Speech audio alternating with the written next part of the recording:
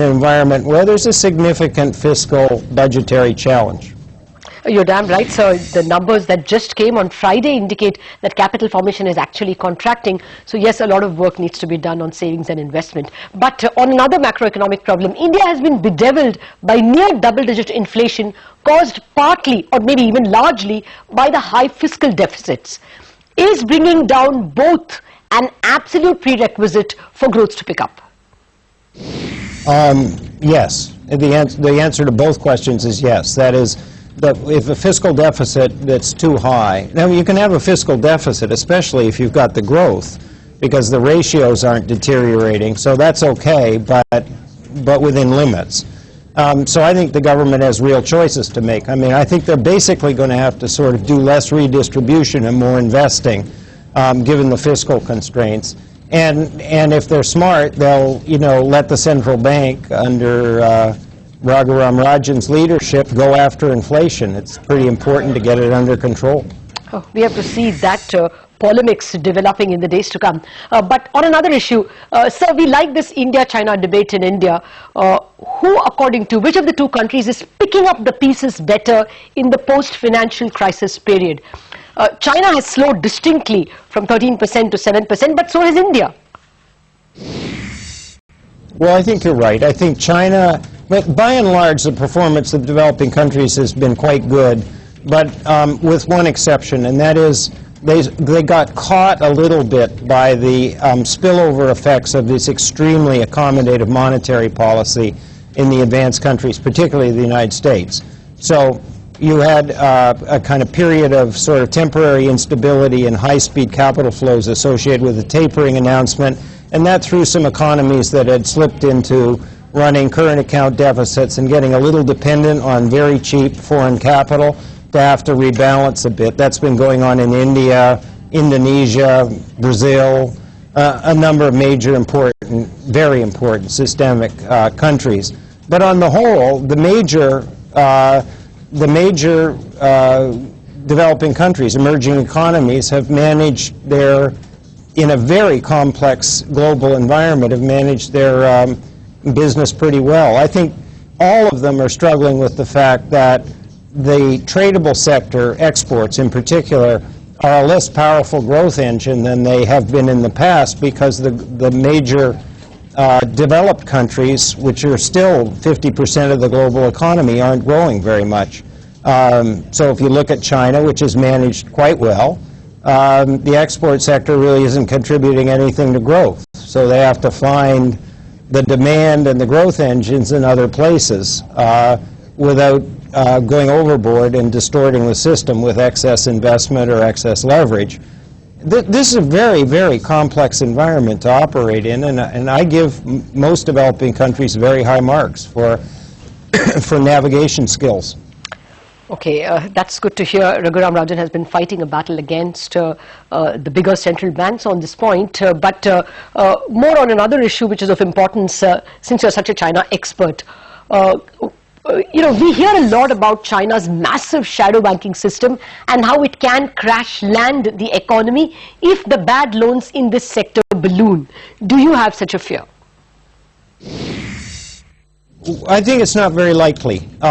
What most external analysts of the China situation, not all, but most, miss is that the state has a gigantic balance sheet. So it would not only have to be an accident, a big one, but it'd have to be inattention.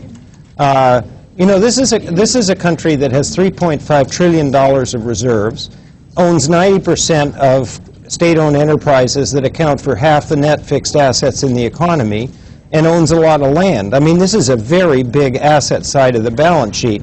So they could, in principle, they could fail to deploy it to deal with non-performing loans or other distress in the financial system, but they have no track record of being sloppy about that. So, I think they have the resources to deal with the problem. They are getting their hands around shadow banking. And one important thing to understand, people think shadow banking is a bad thing. Actually, shadow banking in China is an important part of the development of an underdeveloped financial system. If properly regulated, it's giving people much more richer investment opportunities for the household and side and savings, and it's providing increasingly channels of access to credit and to some extent equity for an important class of small and medium-sized growing businesses that are part of the future growth engine in China. So they don't want to kill off the shadow banking system. They want to regulate it properly. And I think they'll probably get that job done in the next 2-3 years. Oh yes, so we do understand the importance of financial inclusion. Our formal banking system has barely managed to include a little more than 50% of our population. In any case, coming back to this comparison of emerging markets, emerging economies, what is your pecking order in emerging economies for the next 5 years? Who are the top 3 stars? Well, I mean, if the optimism is justified in India, I would think, you know, the star performer in the next 5 years could very well be India. There's no reason why Indian growth, you know, can't go up to the 8 to 9% range, and I think that's probably not going to happen in China. It's a little further along and has a complex middle-income transition to complete. So I guess my best guess is the star performers in the next 5 years are probably going to be China and India, with India in the lead on growth, with a little bit of luck. Okay, that's pleasant to hear. But just one last question on how do you see the global economy? You know, the past 2 or 3 years, we've had one accident or the other that pulls down growth and financial markets. Up until 2012, we had the potential of Europe, the European Union breaking up. Even as that stabilized, 2013 was marked by, you know, the Fragile Five and Argentina and other kinds of accidents.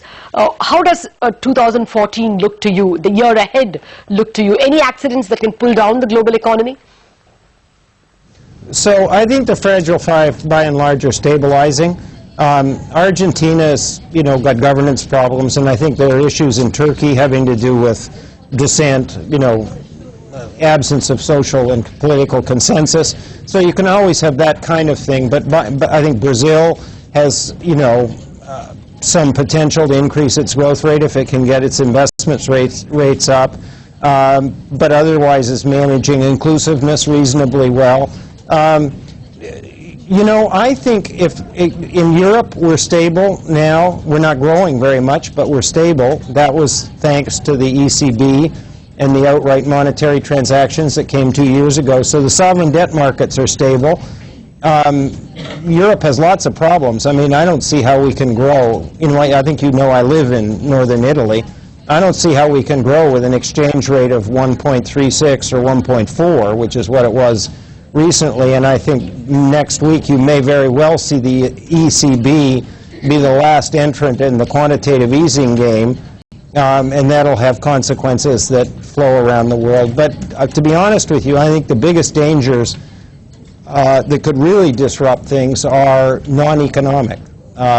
Conflict in the South China Sea, you know, poor economic and trade relations between the United States and China, etc. I mean, security issues. There's just a whole lot of noise in the system that at least as I see it, could get out of hand and be the riskier side of the global economy in the next few years. Oh yes, we got the unexpected noise from Ukraine as well.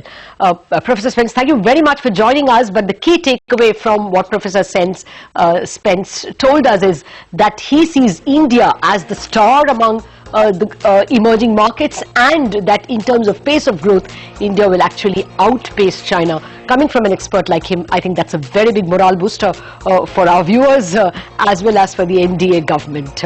Well, that's it in this edition of Indianomics. Thanks for watching.